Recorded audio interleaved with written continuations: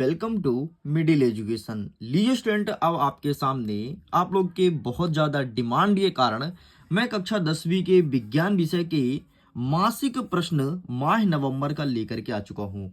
आप लोग का बार बार यही मैसेज आ रहा था कि प्लीज़ सर विज्ञान विषय की अच्छी से तैयारी करवा दीजिए, सारे क्वेश्चंस को आसान भाषा में याद करा दीजिए। एंड भारी डिमांड के कारण अब आपके सामने विज्ञान विषय का प्रस्तुत कर रहा हूँ। विज्ञान में जितने भी क्वेश्चंस हैं आसान भाषा में याद करा दूंगा तुरंत। आप मुझे मात्र 7 से 8 मिनट का समय दीजिए, इतने में पूरे के पूरे विज्ञान विषय के सारे प्रश्न को याद कराने वाला हूं। इतना ही नहीं, अगर आप क्लास 10th के स्टूडेंट हैं तो माह नवंबर के लिए सभी विषय का मासिक अभ्यास प्रश्न मिडिल एजुकेशन के ऑफिशियल यूट्यूब चैनल पर अवेलेबल है। जाइए जा करके और वीडियोस को पूरा देख सकते हैं, अपने पढ़ाई को बेहतर कर सकते हैं। इतना ही नहीं स्टूडेंट, मैं इसका पीडीएफ भी दूंगा आपको, लिंक डिस्क्रिप्शन बॉक्स में है, जा करके पीडीएफ को डाउनलोड कर लेना। लेकिन पीडीएफ कब डाउनलोड होगा? वीडियो जैसे ही खत्म होता है लिंक एक्टिवेट हो जाएगा। अगर आप अभी डाउनलोड करोगे तो अभी आपका पीडीएफ डाउनलोड नहीं होगा, ये मैं क्लियरली आपको बता देता हूं। अब देखो, जैसे मैं आगे बढ़ता हूं तो 20 अंक का आपका जो रहेगा वो है प्रश्न पत्र। चलो तो फटाफट हम स्टार्ट करते हैं सारे क्वेश्चंस को और आसान भाषा में तुरंत यहीं पर याद करते हैं। पहला नंबर कहता है कि सही विकल्प चुन करके लिखो और उत्तर बताना है। पहला नंबर कहता है कि मनुष्य में लिंग गुणसूत्र की संख्या कितनी होती है। लिंग गुणसूत्र बोला है तो 23 जोड़ा, 22 जोड़ा, 1 जोड़ी या 2 जोड़ी। तो मनुष्य में जो लिंग गुणसूत्र होता है वो होता है 23 जोड़ा, मतलब टोटल 46 गुणसूत्र होता है। इस चीज को ध्यान रखिएगा। आगे बढ़ते हैं। दूसरा नंबर कहता है मेंडल ने अपने प्रयोग किस पौधे पर किए थे। मतलब मेंडल ने जो अपना प्रयोग किया था किस पौधे पर वो प्रयोग किया था। तो आपको पता है मेंडल ने चना, मूंगफली, सरसों इन तीनों पौधों का चयन नहीं किया, बल्कि उसने मटर के पौधों का चयन किया था। तो यहां पर ऑप्शन नंबर द सही उत्तर हो जाएगा। आगे बढ़ते हैं। तीसरा नंबर कहता है प्रतिरोध का मात्रक होता है। प्रतिरोध का मात्रक क्या है? ऑप्शन देखो, ओम है, ओम मीटर है, एम्पियर है या फिर वाट है। तो जो प्रतिरोध का मात्रक है ना वो है ओम। तो प्रतिरोध का मात्रक क्या है? ओम। इस चीज को ध्यान रखना। एम्पियर विद्युत धारा का है, ठीक है, वाट शक्ति का है, और ओम मीटर किसका है ये चीज आप हमें बताएंगे कमेंट सेक्शन में। नेक्स्ट कहता है चौथा नंबर कि विद्युत धारा मापने का यंत्र है, जिससे विद्युत धारा को मापते हैं उसे क्या कहते हैं। ऑप्शन नंबर फर्स्ट देखो वोल्टामीटर, ऑप्शन नंबर सेकंड देखो आमीटर, ऑप्शन नंबर थर्ड देखो लैक्टोमीटर, ये शुष्क सेल। तो इसका सही आंसर हो जाएगा ऑप्शन नंबर बा आमीटर। इससे विद्युत धारा यंत्र मापा जाता है, इस चीज को ध्यान रखिएगा। तो इस 2 से 3 मिनट में मैं सही विकल्प को अच्छे से याद करा दिया हूं। कंठस्थता बैठा लेना, क्योंकि यही सब questions MP board again repeat करेगा। अर्धवार्षिक, प्री बोर्ड, वार्षिक में यही सब क्वेश्चन देखने को मिलेगा। आगे बढ़ते हैं। दूसरा नंबर कहता है रिक्त स्थान की पूर्ति कीजिए। पहला नंबर कहता है नर संतान के लिए उत्तरदायी गुणसूत्र है। जो नर हैं, नर संतान है, उनके लिए गुणसूत्र कौन सा उत्तरदायी है? तो नर के लिए बाई गुणसूत्र उत्तरदायी है।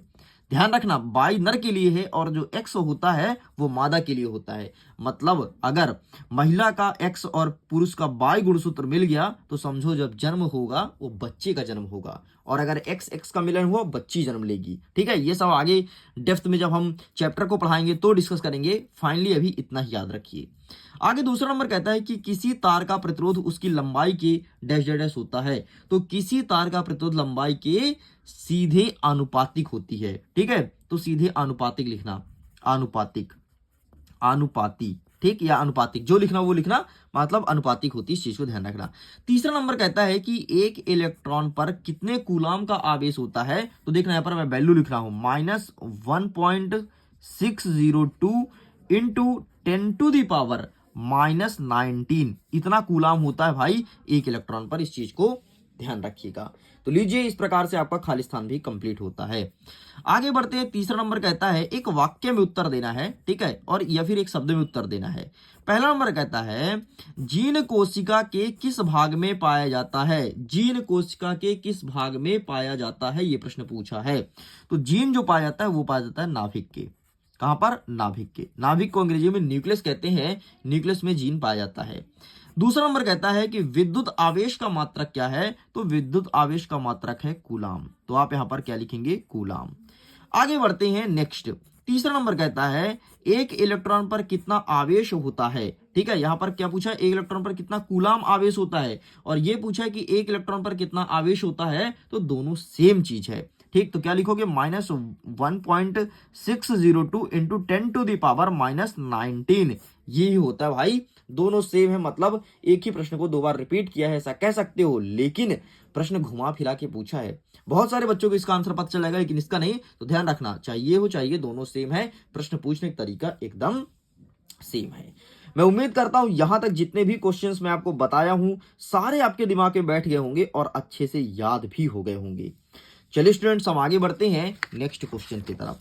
हमारा चौथा नंबर कहता है कि प्रभावी लक्षण किसे कहते हैं, समझाइए। तो इसका आंसर लिखेंगे, संकर के बाद पहली पीढ़ी में दिखने वाले लक्षण को प्रभावी लक्षण कहा जाता है। इतना लिख के कंप्लीट करेंगे। आगे बढ़ते हैं, अथवा में क्या कहता है, अप्रभावी लक्षण किसे कहते हैं। तो आइए इसका आंसर दिखाते हैं, ये रहा, वे लक्षण होते हैं जो संकर के बाद पहली पीढ़ी में दिखाई नहीं देते, उसे कहते हैं अप्रभावी लक्षण। इतना लिख के कंप्लीट करेंगे। आगे बढ़ते हैं नेक्स्ट क्वेश्चन, क्वेश्चन नंबर 5 की तरफ। पांचवा नंबर कहता है कि विद्युत परिपथ किसे कहते हैं। तो आइए इसका भी आंसर देख लेते हैं, ये है आपके सामने। देखो, विद्युत परिपथ विद्युत तत्व का एक बंद लूप होता है जिसके जरिए विद्युत धारा प्रवाहित होती है, इसे विद्युत परिपथ कहा जाता है। आगे देखते हैं, अथवा कहता है कि ओम का नियम लिखो, कि ओम का नियम क्या होता है। तो आइए ये भी दिखा देते हैं ओम का नियम। देखो, ओम के नियम के अनुसार यदि ताप आदि भौतिक अवस्थाएं नियत रखी जाए तो किसी प्रतिरोधक के सिरे से उत्पन्न विभवांतर उसमें प्रवाहित धारा के समानुपाती होता है। आर को युक्ति का प्रतिरोध कहा जाता है, इसका एक मात्रक ओम होता है। ये लिख के कंप्लीट करना है और यही आपके ओम का नियम है। इस प्रकार से स्टूडेंट्स हमने प्रश्न क्रमांक 5 तक सब कुछ कंप्लीट कर दिया है। चलिए आगे बढ़ते हैं, आगे के क्वेश्चंस को कवर करते हैं। अब हमारा नेक्स्ट क्वेश्चन कहता है प्रश्न क्रमांक 6। छठवां नंबर कहता है कि गुणसूत्र क्या होते हैं, इनके कार्य लिखो कोई दो। सबसे पहले आप बताएंगे गुणसूत्र क्या होता है। जैसे आप गुणसूत्र का डेफिनेशन देते हैं तो उसका कार्य बताना है और कोई दो। अगर आप डेफिनेशन लिखते हैं तो इसके लिए मिलेगा 1 नंबर, और 2 कार्य लिखते हैं तो इसके लिए मिलेगा 2 नंबर। इस प्रकार से टोटल 3 नंबर यहां से आपको दिया जाएगा। आंसर क्या लिखोगे, ये देखो, प्रत्येक जीव की प्रत्येक कोशिका के केंद्रक में लंबे पतले तंतु जैसी संरचना पाई जाती है जिसे गुणसूत्र कहते हैं। आगे लिखेंगे, ये न्यूक्लियोप्रोटीन नामक पदार्थ से बने होते हैं जो न्यूक्लिक अम्ल और प्रोटीन के जुड़ने से बनते हैं। ये हमेशा युग्म में पाए जाते हैं, जैसे मनुष्य में 23, बंदर में 24 युग्म और सेव में 17 युग्म पाए जाते हैं। आगे देखते हैं, अथवा कहता है कि मेंडल के प्रभाविता का नियम लिखो। ठीक है भाई, मेंडल क्या कहता है, मेंडल का नियम क्या है, ये चीज बोला गया है। तो ये रहा मेंडल के प्रभाविता का नियम। मेंडल का पहला नियम जिसे पृथक्करण, एक सेकंड, पृथक्करण पूछा है, सॉरी, प्रभाविता नहीं, पृथक्करण। ठीक है, मेंडल का पहला नियम जिसे पृथक्करण का नियम कहते हैं, युग्मकों के निर्माण के दौरान किसी लक्षण के लिए जिम्मेदार 2 एलीन एक दूसरे से अलग हो जाते हैं तथा प्रत्येक युग्मक प्रत्येक लक्षण के लिए केवल एक एलीन वहन करते हैं। यह है मेंडल के पृथक्करण का नियम। आगे बढ़ते हैं, नेक्स्ट कहता है प्रश्न क्रमांक 7। 1 घंटे में 50 वाट विभवांतर से 96,000 कूलाम आवेश को स्थानांतरित करने पर उत्पन्न ऊष्मा परिकल्पित की जाती है। तो इसका आंसर देना है, तो ये रहा। सबसे पहले देखो, वाट जो दिया है वो इतना लिखा गया है। ठीक है, इस प्रकार से सॉल्व करेंगे, W बराबर V इंटू Q, और सॉल्व कर दोगे, 50 से गुणा कर दोगे, आंसर आ जाएगा आपका 48,000। चलिए, कुछ नहीं यार, सिंपल सा, इसका इससे गुणा कर दो बस, है ना, 50 का इससे गुणा कर दो, तुम्हारा उत्तर आ जाएगा। अथवा में कहता है कि 20 ओम प्रतिरोध की कोई विद्युत स्तरीय 50 एम्पियर विद्युत धारा लेती है, 30 सेकंड में उत्पन्न ऊष्मा परिकल्पित कीजिए। ये प्रश्न पूछा है, तो ये रहा है आपके सामने आंसर। प्लीज आप इसका फोटो खींच लीजिए।